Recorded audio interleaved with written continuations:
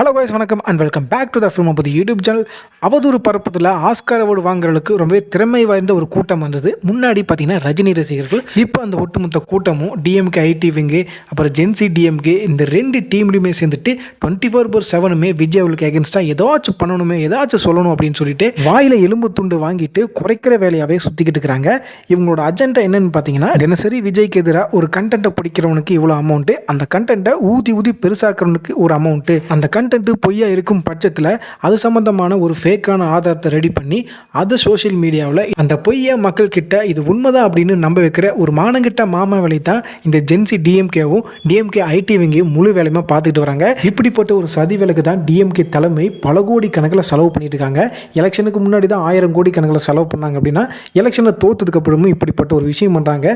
இது கிட்டத்தட்ட ஒரு செல்ஃப் சூசைட் தான் இவங்களுக்குமே தெரியும். அப்படி இருந்தும் இவங்க தொடர்ந்து இந்த சதி வேலைகளை பண்ணுறதுக்கான காரணம், விஜய் அரசியலுக்கு வந்ததுக்கு அப்புறமும் நம்ம கட்சிக்கு 1 கோடிக்கு மேலே ஓட்டு போட்டுருக்காங்க. ஆஃப்டர் ஆல் இவங்களையாச்சும் மண்டையை கழுவி விஜய் மேலே ஒரு கெட்ட பேர் உண்டு பண்ணி இவங்களை நம்ம தக்க வச்சுக்கலாம் அப்படின்ற ஒரு ஐடியாவில் தான் டிஎம்கே இப்படிப்பட்ட ஒரு செயலை செஞ்சுட்டு இருக்காங்க. அவங்களுக்கு ஃபியூச்சரில் ஜெயிக்கணும் அப்படின்ற ஆசையெல்லாம் கிடையாதுங்க.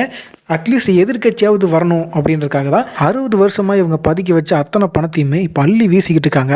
ஒரு வருஷமாக டிவிகேல இருந்த அந்த வைஷ்ணவி பார்த்தீங்கன்னா சடனாக டிஎம்கேக்கு மாறின மெயின் ரீசன் பார்த்தீங்கன்னா அமௌண்ட்டு தான். கேட்டால் 10 ரூபா வாங்கலை, என்னோட அக்கௌண்ட்டை வேணால் செக் பண்ணுங்க அப்படின்லாம் கதை விடும். ஆனால் அது மாதம் லட்ச ரூபாய்க்கு மேலே வாங்கிட்டு இருக்குது. இந்த கிட்னி திருடி ஜூலியுமே பார்த்தீங்கன்னா அதே மாதிரி தான் வைஷ்ணவியை விட பல லட்ச ரூபா அதிகமாக வாங்கிட்டு இருக்குது.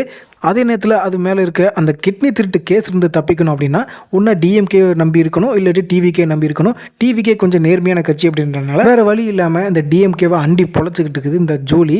இன்னும் ஒரு மாதத்தில் நம்ம சிஎம் விஜய் அவர்களும் த்ரிஷாவும் திருவண்ணாமலையில் இருக்க ஏதோ ஒரு சம்திங் கோயிலுக்கு வந்துட்டு 2 பேரும் ஒன்றா வந்து விசிட் பண்ணி ப்ரே பண்ணிட்டு போலன்னு இருக்காங்க.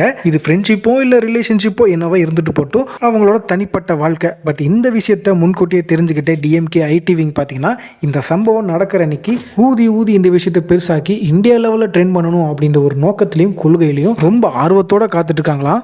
அப்புறம் நாம் தமிழர் கட்சியை சேர்ந்த சாட்டை துரைமுருகனுக்கும் அப்புறம் மற்ற செய்தி தொடர்பாளர் எல்லாத்துக்குமே பல லட்சங்களை அள்ளி இறைக்கிறதுக்கு இந்த திமுக தலைமை ரெடியாக இருக்குதான்.